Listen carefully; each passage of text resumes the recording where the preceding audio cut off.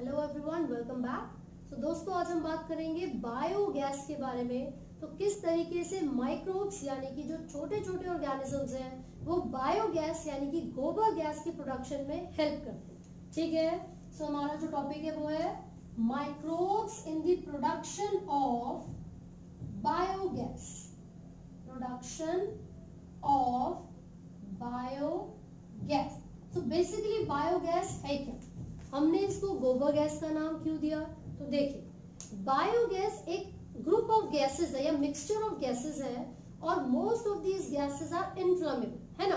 इसीलिए ये एक बहुत ही अच्छा सोर्स ऑफ एनर्जी है जिसको यूज किया जाता है हाउस होल्ड पर्पसेस के लिए। जो भी हाउस होल्ड एक्टिविटीज हम परफॉर्म करते हैं, क्योंकि फ्यूल के लिए या फिर एनर्जी के लिए ये एक बहुत ही अच्छा सोर्स होता है। और मैंने बोला कि जो बायोगैस है it is a mixture of gases.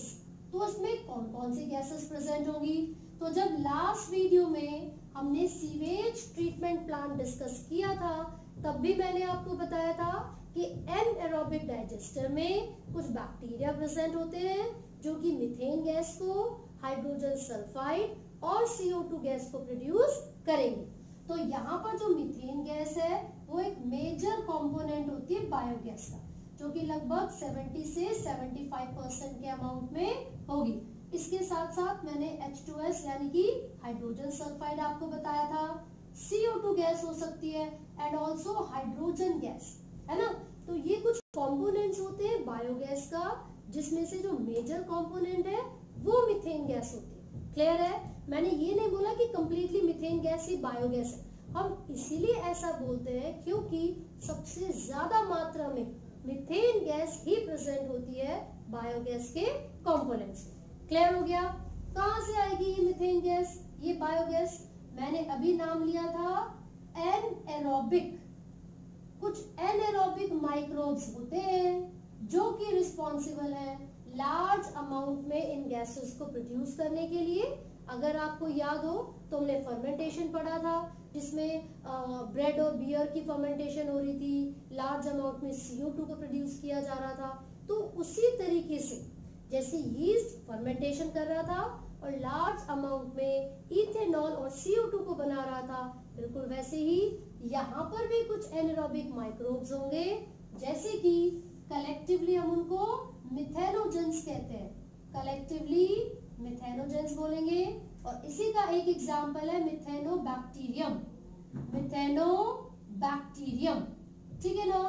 तो अब ये क्या है? ये एनारोबिक बैक्टीरिया है जिसको यूज किया जाता है मीथेन गैस को प्रोड्यूस करने के लिए। अब अगला क्वेश्चन ये है कि मिलेगा वो कहां पर, है ना। तो ये कहां मिलता है? It is found in the र्यूमन। र्यूमन का मतलब है this is a part of stomach. Part of stomach. तो कहां पर मिलेगा? This is found in the र्यूमन of cattle. अब कैटल कौन होते हैं? जो भी एनिमल्स हैं जो ग्रेजर्स होते हैं, है ना, काउ बफेलो वगैरह। तो उनके र्यूमन में, कैटल के रूमेन में मिलने वाला जो बैक्टीरिया है वो मिथेनोबैक्टीरियम है, या फिर हम उनको मिथेनोजेंस भी कहते हैं। अब क्वेश्चन ये है कि मिथेनोजेंस करते क्या है उनके कैटल के रूमेन में जाके? वो क्या करेंगे? जितना भी सेल्यूलोजिक कंटेंट होता है ये उसको डाइजेस्ट करेंगे, साथ ही साथ न्यूट्रिटिव वैल्यूज को इंक्रीज करवाते हैं कैटल के अंदर। तो इनका एक फंक्शन हो गया कि उनकी डाइजेशन में हेल्प करते हैं, डाइजेशन ऑफ सेल्यूलोज, राइट। और मैं आपको बता दूं कि जब उनकी बॉडी में डाइजेशन कंप्लीट हो जाएगी तो जो गोबर यानी कि जो डंग रिलीज होगा उसके अंदर लार्ज अमाउंट ऑफ या फिर लार्ज नंबर ऑफ ये जो बैक्टीरिया है मिथेनोजेंस वो प्रेजेंट होते हैं। ठीक है, so these are found in the dung of cattle. Dung of cattle. तो यही रीजन है कि बायोगैस प्लांट में जो डंग होता है, जो गाय भैंस का जो गोबर होता है, उसको यूज किया जाता है वाटर के साथ मिक्स करके एक स्लरी बनाकर, और इसी के रिजल्ट में large amount of methane gas या फिर बायोगैस को प्रोड्यूस किया जाएगा। क्लियर है? अब बायोगैस प्लांट बनेगा कैसे, उसका डायग्राम कैसे होता है?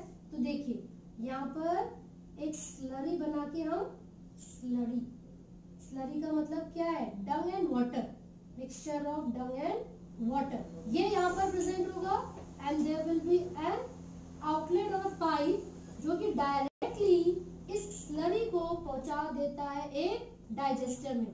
कहां पर पहुंचा दिया? This is the digester. मैं आपको बता दूं ये एक एनारोबिक डाइजेस्टर होगा, ठीक है। फिर यहाँ पर भी एक पाइप जैसा स्ट्रक्चर होता है। यहाँ पर ये जितना भी वेस्ट बचेगा सब स्टोर कर लिया जाएगा and then gas chamber present होगा यहाँ पर। It will be like this, clear है। और साथ ही साथ यहाँ से एक आउटलेट निकलता है जिसको हम गैस आउटलेट बोलेंगे। This is the gas outlet. यहाँ पर स्लज आ जाएगा and this is the digester जहां पर एनारोबिक बैक्टीरिया की ग्रोथ होती है। अब देखिए कैसे।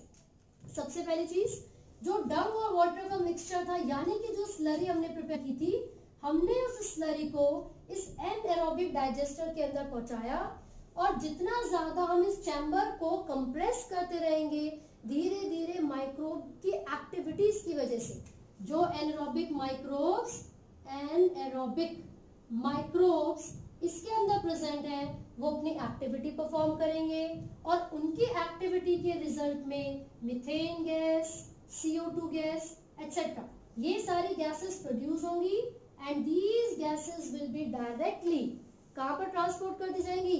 To the house of the people. ऐसा क्यों? क्योंकि मैंने बोला ये एनर्जी का एक बहुत अच्छा सोर्स है और ये इनफ्लेमेबल गैसेस होती हैं तो फ्यूल की तरह इनको यूज किया जाता है। क्लियर हो गया। साथ ही साथ विलेज के अंदर हमने ये बायोगैस प्लांट की बात की थी। ऐसा इसलिए क्योंकि वहां पर कैटल बहुत ज्यादा होती है, अलग अलग पर्पस के लिए यूज करते हैं, तो जो उनका गोबर है यानी कि जो उनका डंग है उसकी अमाउंट भी बहुत ज्यादा होगी। और ये जो डाइजेस्टर है लगभग 10 से 15 फीट गहरा बनता है, डीप पिट में बनाया जाता है ना।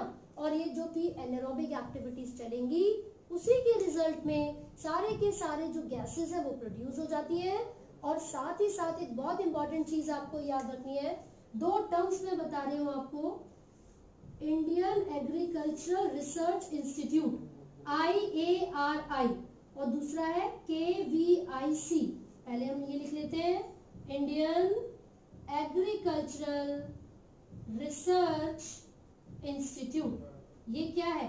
बेसिकली ये एक ऑर्गेनाइजेशन, ठीक है। And the another organisation is Khadi and village commission. Khadi and village commission. तो ये कमीशन और ये जो इंस्टीट्यूट है इन दोनों ने मिलकर स्टेप उठाया था कि बायोगैस की प्रोडक्शन को इंक्रीज किया जाएगा। और इंडिया में इन्हीं दोनों की अप्रोच की वजह से अलग अलग जगह पर बायोगैस प्लांट बनाए गए हैं और लार्ज अमाउंट में जो मीथेन गैस है या जो बायोगैस है उसको प्रोड्यूस किया गया है। सो आई होप आपको ये समझ में आया है। इन केस आपको कोई डाउट है तो आप पूछ सकते हैं and do not forget to like, share and subscribe. Thank you.